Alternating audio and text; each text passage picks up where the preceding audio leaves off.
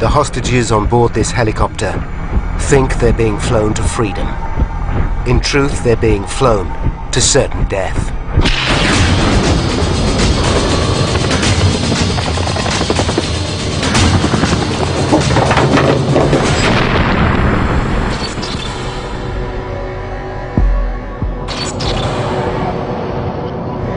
Europe. Germany. Munich.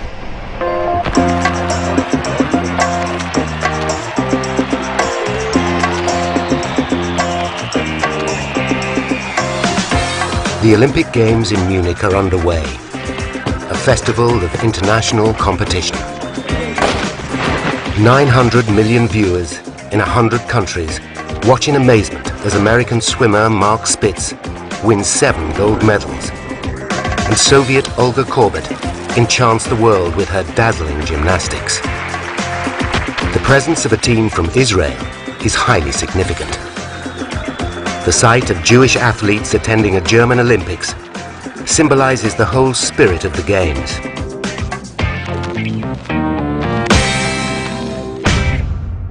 One of the competitors is 28-year-old weightlifter David Berger. David is actually from Cleveland, Ohio.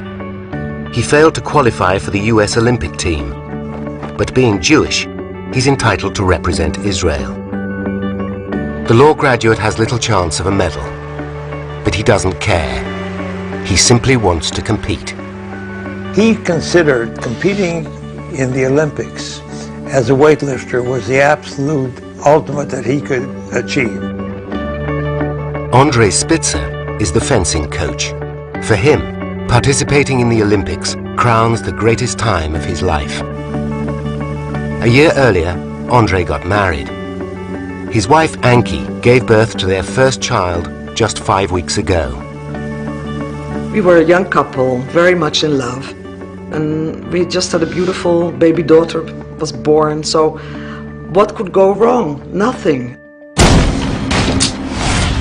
Andre and David are staying with the rest of the Israeli team in the Olympic Village. It's a vast, purpose-built complex, housing 10,000 competitors, coaches and officials. Israel's male athletes are housed in Block 31 on Connolly-Strasse, near the edge of the complex. Although there is goodwill in the village, the world outside is going through a volatile time. Terrorists are creating bloody turmoil.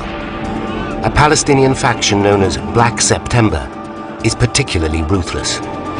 In the last year, the organization has assassinated the Jordanian Prime Minister and hijacked a passenger jet bound for Israel.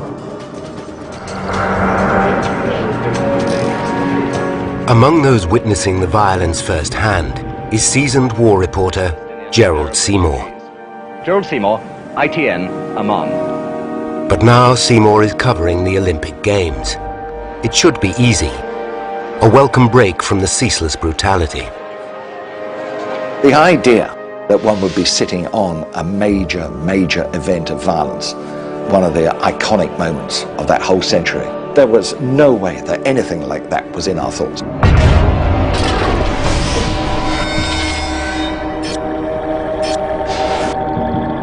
Just after 4 a.m. on Monday, September the 5th, masked gunmen break into the Olympic Village. They make their way to Block 31, Connolly-Strasse, where members of the Israeli team are sleeping.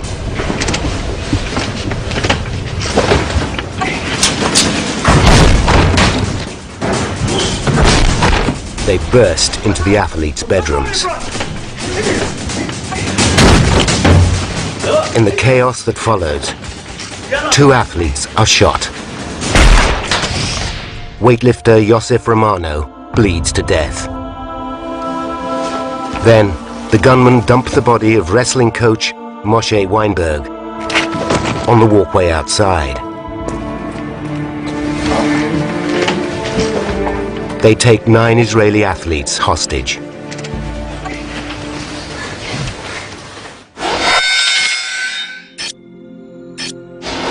At 5:30 a.m., a police officer sees Weinberg's body outside Block 31. He raises the alarm.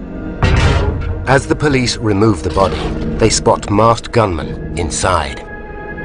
The panicked officers alert Munich police chief Manfred Schreiber.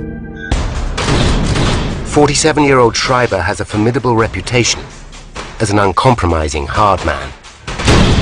His officers call him the Sheriff because he always gets his man. At Olympic headquarters, Schreiber takes immediate command. He forms a committee to deal with the crisis.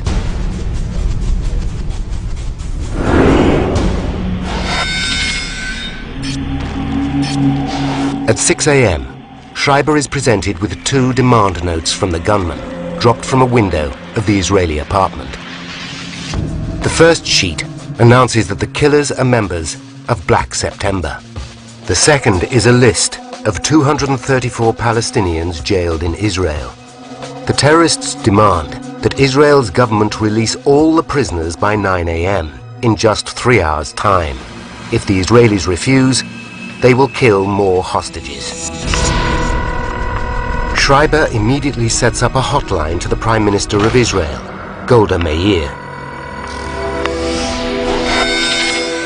At 6:20 a.m., the world awakes to the sickening news. Violence has spread to even the most peaceful of international events.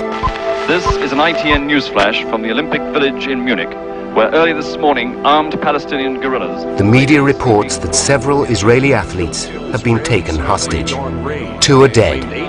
1 is reported as the boxing coach. This sets alarm bells ringing for Ankie Spitzer. I knew there is no boxing coach. I know that Andre was a fencing coach, so I tried to find out what happened, but nobody could tell me. By 7:15 a.m., police established that 9 Israeli athletes are being held hostage on the first floor of Block 31 in a bedroom at the rear. Among them are Andre Spitzer and David Berger. But the police don't know how many terrorists are involved. The world waits for Manfred Schreiber's next move. Schreiber waits for a response from the Israeli government. Will they agree to the terrorists' demands? Israel's Prime Minister Golda Meir tells Schreiber she needs more time to convene her cabinet. But time is running out.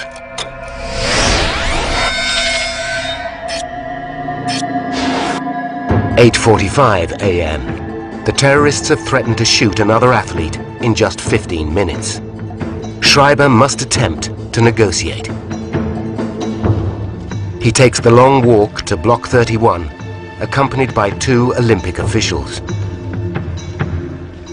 One of the terrorists emerges from the building.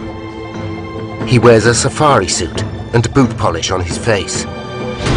Despite the comic outfit, he oozes confidence. The man introduces himself as Issa and says he's in charge. His real name is Latif Afif, a 35-year-old from Nazareth. 3 of his brothers are also members of Black September. 2 are held in Israeli jails. With just seconds to go until the 9 a.m. deadline, Schreiber must persuade Issa to give him more time. The lives of the 9 athletes depend on it.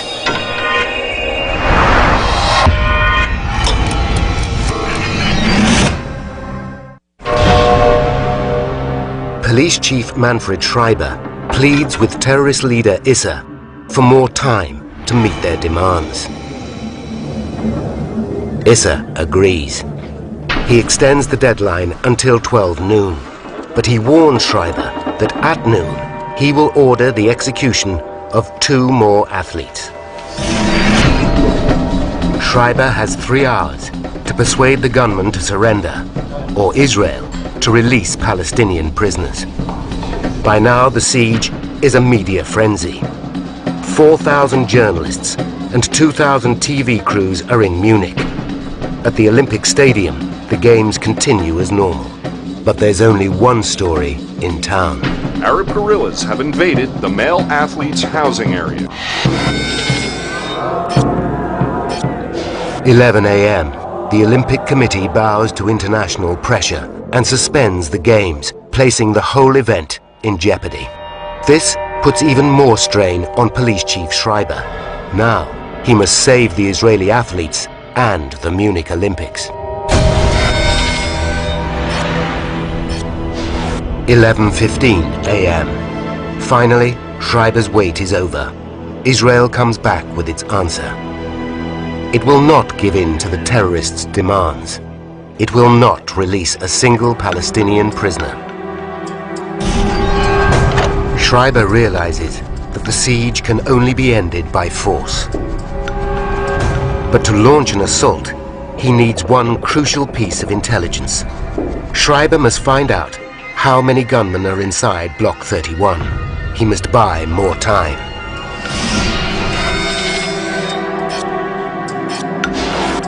It's 11:45 a.m. In 15 minutes, the terrorists will shoot 2 more athletes. Schreiber has nothing to bargain with. He decides to engage Issa in a deadly game of bluff.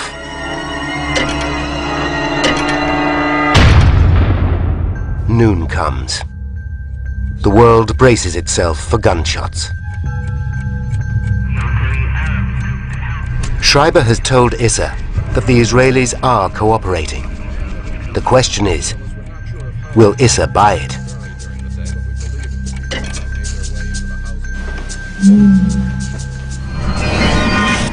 The gamble pays off. The terrorists don't shoot. Schreiber keeps the bluff going through several deadlines all afternoon. By 5 p.m., Schreiber still doesn't know how many terrorists are inside. Then, finally, he gets his chance.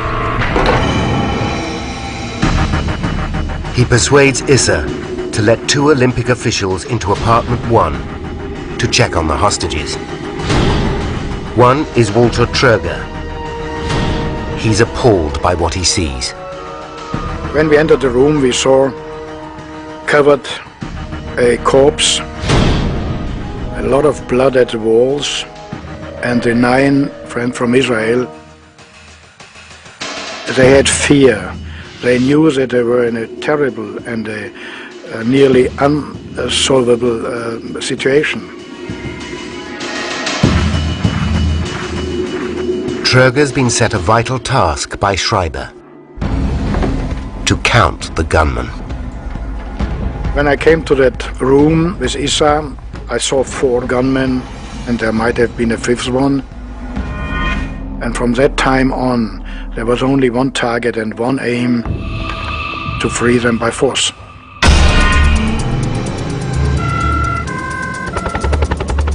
Finally, Schreiber knows there are 5 terrorists. He responds immediately, ordering policemen armed with machine guns onto the roof of Block 31. As the armed officers get into their positions, the terrorists seem to sense what's coming. Schreiber gives his men an order. To the amazement of all, it's an order to retreat.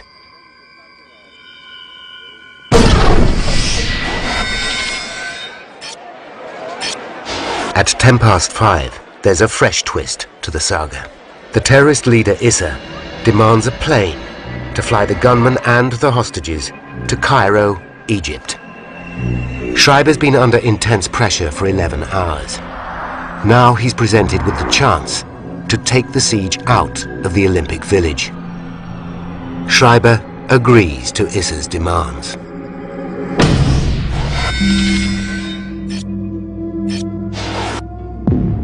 At 10 p.m., a bus pulls into the underground car park beneath Block 31. Moments later, the bus takes the terrorists and hostages to a pair of helicopters 200 meters away. The helicopters will fly them to Fürstenfeldbruck, a military airport 25 kilometers west of Munich. There, a Boeing 727 waits to take them to Cairo.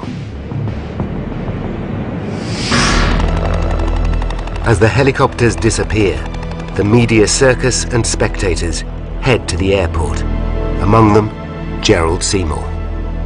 And that was rather a sort of evening picnic carnival atmosphere.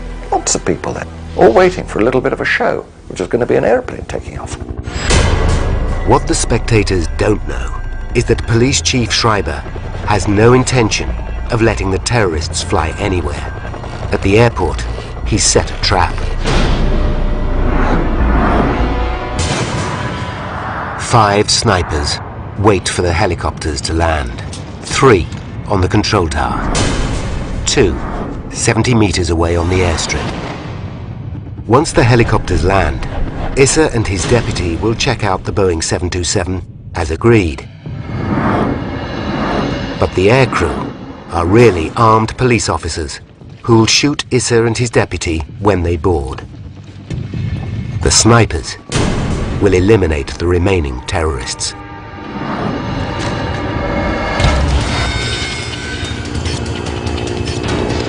At 10:30 p.m., the helicopters land. On the airstrip, Issa and his deputy board the plane. Then, get back off. Sniper 3 gets Issa in his sights and waits for the order to shoot.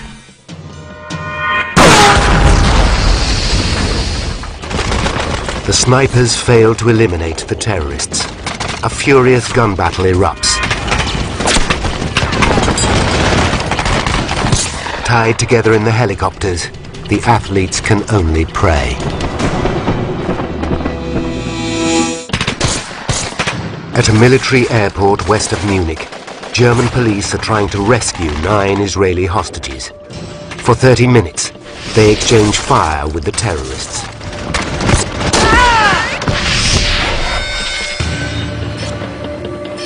At 11 p.m., the gunfire ceases.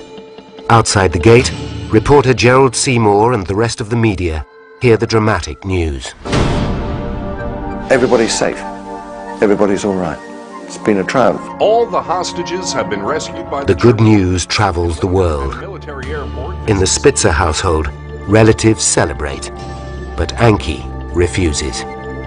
I'm just waiting for one phone call because I know that in whatever state Andre will be after this ordeal, the first thing he will do is call me. At 1 minute past midnight, Gerald Seymour watches 4 armored cars drive into the airport at speed, followed by vans of armed police. He sees more gunfire, then 2 massive explosions.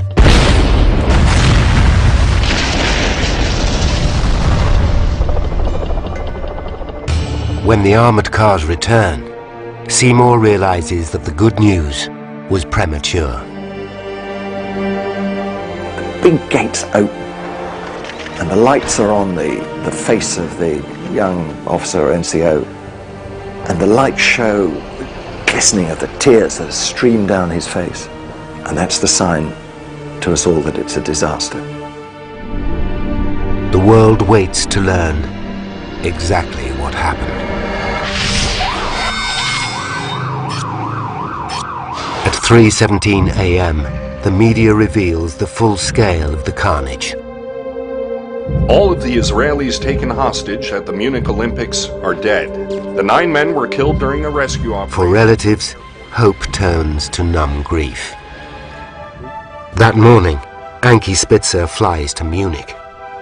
She visits apartment 1, where her husband spent his last day. Once there, she makes a vow. I just stood there and said to myself, I will have to tell the world that this is what happened, so that nobody will ever forget that this happened, so that it will never happen again. The truth of what happened that day remains shrouded in mystery. Many key witnesses are dead.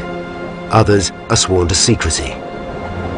As a result, questions still persist as to how the rescue attempt went so disastrously wrong. For 20 years, Anki Spitzer hounded the German authorities for their official report about the Munich massacre. They denied its existence. Then, in the early 1990s, an anonymous source started sending her pages of the government's investigation. She now holds the entire report of 3,800 files. Anki wants it analyzed and responsibility for the disaster publicly acknowledged. It's about time that somebody really, got a good look at all this so that you can see what mistakes were made by the German authorities and make justice, historical justice, and take the responsibility. Now, by going deep into the top-secret German investigation, we can reveal the facts behind the disastrous rescue plan. A plan that shames the German authorities. One man has agreed to come to Munich to analyze the classified report for Anki. Leroy Thompson is an expert in resolving siege situations. Thompson is a former US Army officer who was injured on an exercise in Russia. He has written more than 30 books about security and lectures police forces all over the world. Eliminate any terrorists that have not been dealt with. Thompson has a professional interest in the Munich Olympics. He was a security advisor at both the Athens and Barcelona Games. The first question is, how did the armed terrorists break into the Olympic Village in the first place? In Thompson's experience, the Games are the most heavily policed and security-conscious sporting event in the world. Anki's copy of the official report states that the 1972 Games were policed by 2,000 security guards, and the entire village was surrounded by a 2-meter-high wire fence.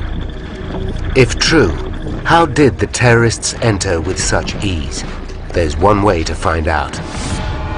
Thompson tracks down Olympic organizer Walter Troger.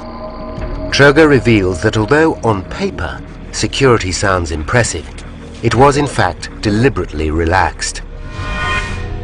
The security concept has been not to show arms, to have security people, but in civil uniforms, no weapons around. This was a concept to show the friendly, the peaceful Germany.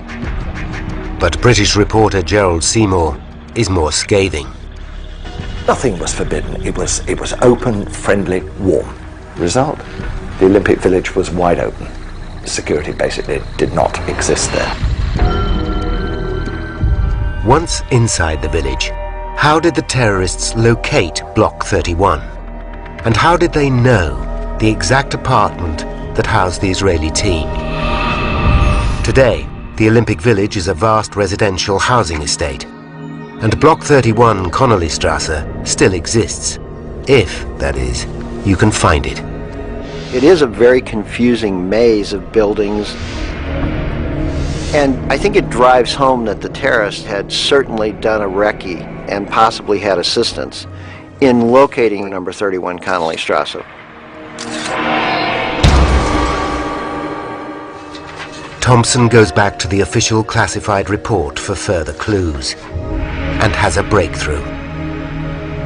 He discovers that in the weeks leading up to the Games, terrorist leader Issa and his deputy were employed as construction workers in the Olympic Village. This gave them the perfect cover to plan their attack in minute detail.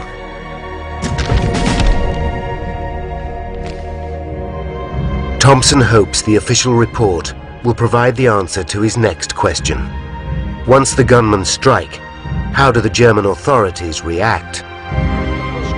Their first step was to set up a crisis committee. What Leroy wants to know is who was on that committee, who was making the decisions, and what experience did they have. The committee is made up of 3 key decision-makers. Bruno Merck, the Bavarian Interior Minister, Hans-Dietrich Genscher, the Interior Minister of West Germany, and Manfred Schreiber, Munich's Chief of Police. The list does not impress Leroy. There are 2 politicians and just 1 tactician. Politicians have an agenda that's usually related to getting reelected, satisfying constituencies, making themselves look good. Things that are separate from trying to deal with an incident and making decisions that may be hard decisions.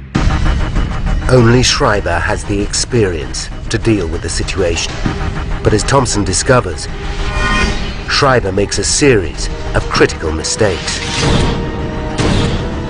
Mistakes like his failure to spot a vital flaw in the terrorists' weapons.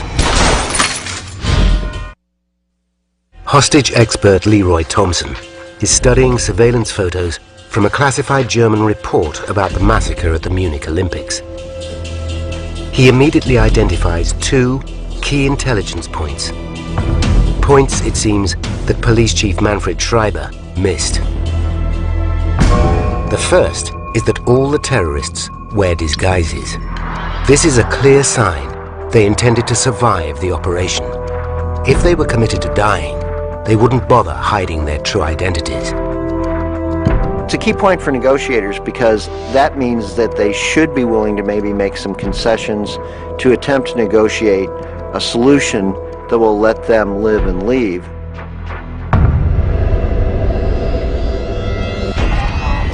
Next, Thompson identifies a second key intelligence point. The terrorists are armed with AK-47s. Thompson knows that gunmen like the Palestinians are trained to always keep the safety catches on. As he demonstrates at a firing range, this small fact is absolutely vital. Normally you want a safety that by just using your trigger finger you can quickly flick it off. That's not the case with the AK-47. As you can see, it's almost impossible, if not impossible, to do. The design means the operator has to take his finger off the trigger to ready the weapon. This, of course, would give the German police, if they were going to launch an assault, an extra couple of seconds. Seconds can be the difference between life and death. 2 seconds would give a skilled marksman time to pick off a target and time for an assault team to attack. Yet when Thompson studies the official report, he finds no mention of the safety catches. Schreiber and his men clearly missed it.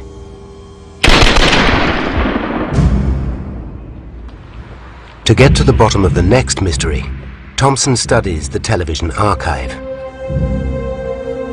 He wants to know why Schreiber doesn't clear the entire area of media and spectators. Thompson explains it's the first rule of tackling a hostage situation. The reason is simple. An AK-47 is an automatic weapon with a magazine that holds 35 rounds of ammunition. And they had multiple magazines, and it's not impossible that dozens and even up to 100 people could have died had they really started shooting. Schreiber's failure to clear the area is a mistake, but there's far worse to come. For Thompson, the key to resolving any hostage siege is to know your enemy. Schreiber needs to know exactly how many terrorists are inside Block 31. Only then can he plan a successful assault. Thompson knows Schreiber had one excellent opportunity. Just after 5 p.m., he persuades Issa to let 2 Olympic officials into apartment 1 to check on the condition of the hostages. The officials report seeing 5 terrorists. This is the information Schreiber has been seeking. He now launches his assault plan. To analyze the assault, Thompson studies archive footage of the armed German policeman climbing onto the roof of Block 31. He's not impressed.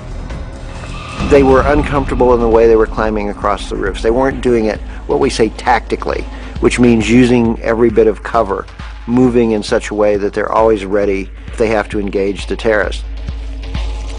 They were holding their weapons in a manner that didn't show they were used to using those weapons at close quarters. So who was this assault team? And why, just as they were poised to strike, were they ordered to retreat?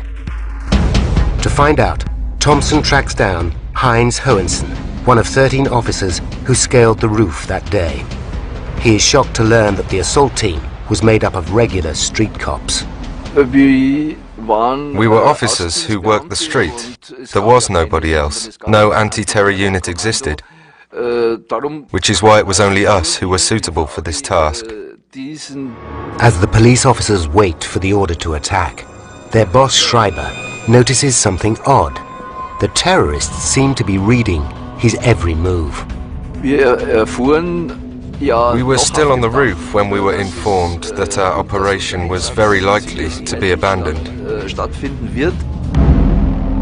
Schreiber suddenly realizes that preparations for the assault are being filmed and that the terrorists are watching every move live on TV. He aborts the operation, much to the relief of his officers. Probably all of us would have been killed in the bloodbath. Schreiber's failure to secure the area and clear the media has come back to bite him. Thompson wants to quiz Schreiber about some of his mistakes that day. He requests an interview. Schreiber declines. So Thompson decides to do some research into the man they call the sheriff. Deep in the vaults of a daily Munich newspaper, he discovers a file on Schreiber. And with the help of a translator, he makes an astonishing discovery. In August 1971, a year before the Games, Schreiber played a key role in another hostage crisis. During a failed bank raid, 2 armed men took 17 people hostage. After a tense standoff, Schreiber ordered a marksman to open fire. One bank robber is injured, but not fatally. As a result, the robber shot an innocent woman, dead. Schreiber was charged with involuntary manslaughter. 4 months later, the charges were dropped, but Thompson suspects that the incident affects Schreiber's judgment. He may not have been willing to make the call that it's time for us to use lethal force to settle this incident now. So the lives of the 9 Israeli hostages lay in the hands of one compromised police chief and 2 politicians. Thompson is beginning to understand why the operation at the airport went so disastrously wrong.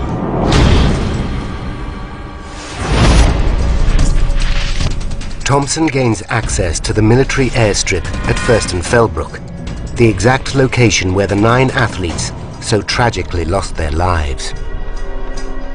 When he sees the scene of the shootout for the first time, it triggers another question. During the Second World War, German snipers were some of the most feared in the world. So where were these skilled sharpshooters in 1972?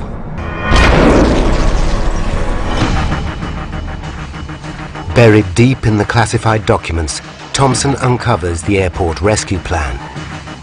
He reads 80 pages of detail and analyzes dozens of photographs and drawings. Deconstructing the rescue plan is the most critical part of Thompson's quest for the truth. The plan is based on intelligence that there are 5 terrorists.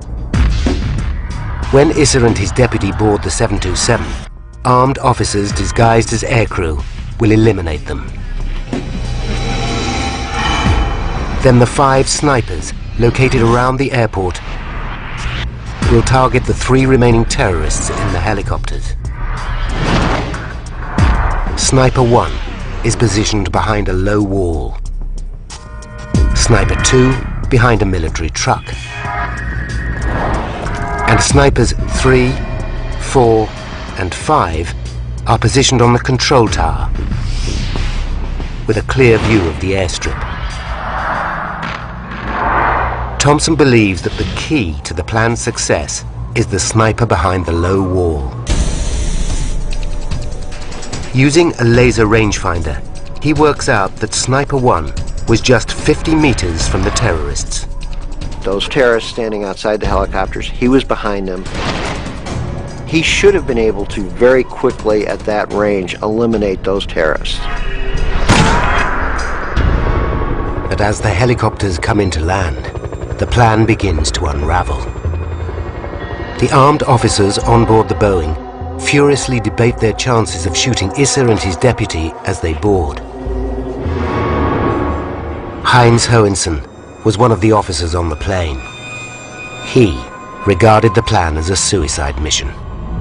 If the terrorist leader had detonated his hand grenade near the fully fueled aircraft, all of us would have been blown to pieces.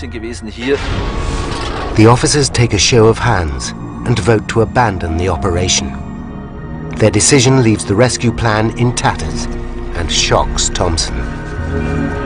Based on military and law enforcement people I've worked with, they would not have at the last minute said, well, I don't think I'm going to stick around while these hostages are here. I'm just not doing it. I just find that astonishing. Success now relies on the 5 snipers positioned around the airfield, but they are compromised by the next critical mistake. The helicopter pilots are instructed to land side-on and to the west of the control tower. This will give the snipers a clear line of sight as the terrorists throw open the side doors of the choppers. But critically, both pilots land face-on to the control tower. It's not clear why the pilots make this mistake, but it jeopardizes the entire rescue plan. It leaves the snipers on the control tower with no clear shot of the terrorists. Worse still, it places snipers 1 and 2 on the ground, directly in their line of fire. But the snipers' problems don't end there. The airfield is lit by only 3 floodlights. It is too dim for the snipers to clearly see their targets. They must fire, virtually blind. To make matters worse, Thompson discovers that the snipers are ill-equipped. They are not issued with night vision goggles, bulletproof vests, or even steel helmets. But Thompson reveals that the snipers have an even more fundamental problem on their hands: their guns. The marksmen at First and Fellbrook were armed with G3 rifles. Thompson believes this was the wrong gun for the operation. The G3 rifle, it's not designed as a precision sniper rifle. They're designed to be quickly thrown up, placed on a man moving on a battlefield, and a round fired. The problem with the G3 rifle is the sights.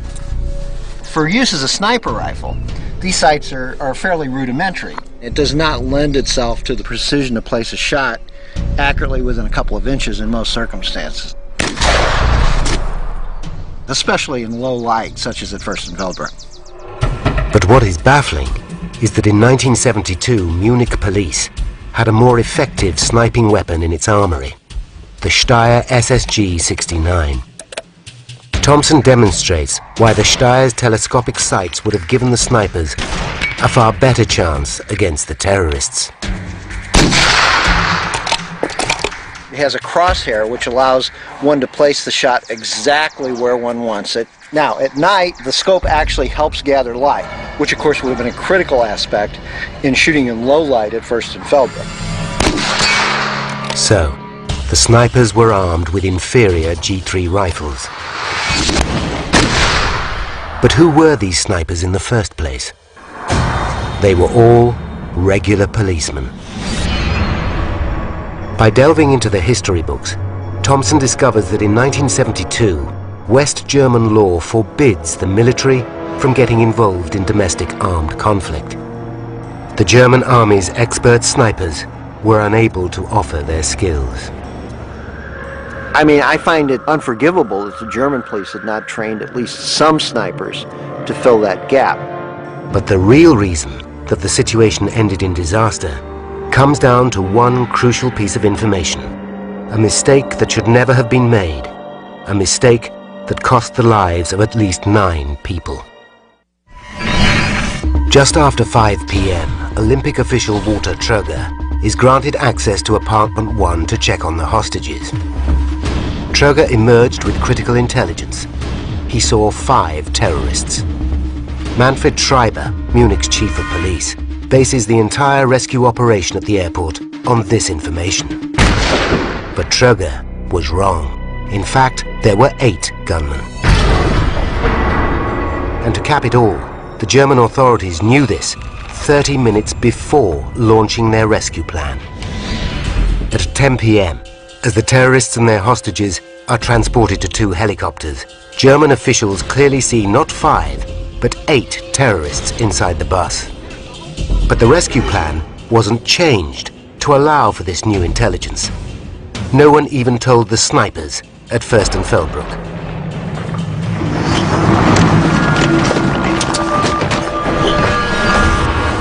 But the snipers still have a chance to overcome the terrorists. Their last hope rests with Sniper 3. He has one split-second opportunity to eliminate Issa and his deputy, leaving the terrorists leaderless and in chaos. Now, by rewinding to the start of the airport rescue operation, we can reveal the horrifying consequences of the ill-conceived plan. 10:30 p.m. The helicopters transferring the terrorists and hostages to Fürstenfeldbruck land in the wrong position. Issa and his deputy disembark. They walk to the 727 as planned. They climb the steps of the plane and walk inside.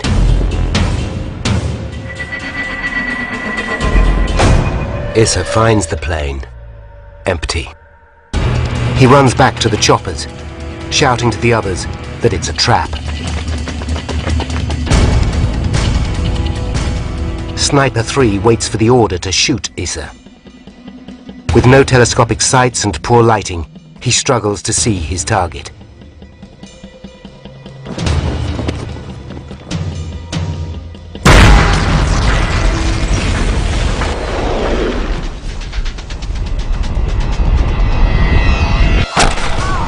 He misses. He shoots Issa's deputy in the thigh. Issa makes it to safety and orders his men to attack the airport building. A furious gun battle ensues. The snipers now realize there are 8 terrorists. Snipers 1 and 2 find themselves pinned down by the gunfire of snipers 3, 4, and 5. They can play no part in the shootout. It's now 3 snipers against 8 terrorists. By 11 p.m., the snipers have killed 2 terrorists, but they're being outgunned. They stop shooting and wait for backup.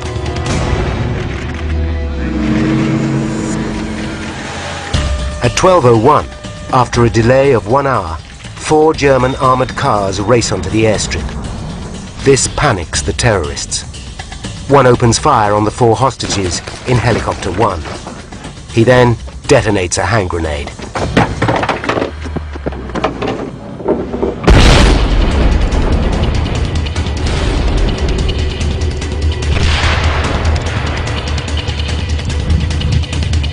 Snipers shoot and kill Issa. A terrorist in helicopter 2 shoots the 5 remaining hostages.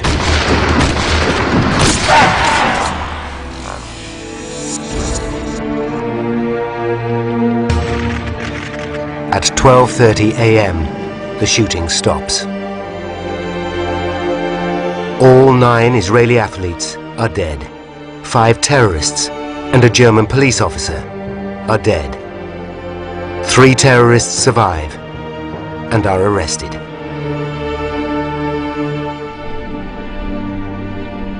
Hours later, Police Chief Schreiber insists his actions did not cause the deaths of the athletes. But it's what Schreiber failed to mention that is the final piece of the tragedy. 2 months earlier, one of his own men warned him that terrorists could target the Olympic Games. In 1972, Georg Sieber was a forensic psychologist working for the Munich police. He predicted the attack down to the last detail. My prediction was that if the Palestinians interfered with the games, they would deploy their typical methods. Attack before sunrise. Split up the group into an advance party and a rear guard. Get through the door with or without bloodshed. Georg Sieber's warning was ignored. As a result, 14 Israeli children are left fatherless. Ben Berger finds consolation that his son died fulfilling his lifetime's ambition of competing in the Olympic Games. The only thing that I console myself with sometimes, that I think if David knew that things were going to end the same way, he would follow the same path. That sounds strange to say, but I always felt that way. Ankie Spitzer now knows how and why her husband Andre died at Munich. But nobody has ever accepted responsibility for his death. I only know one thing, that my 5-week-old daughter had to grow up without a father, and I lost my husband, and I think somebody is responsible for that.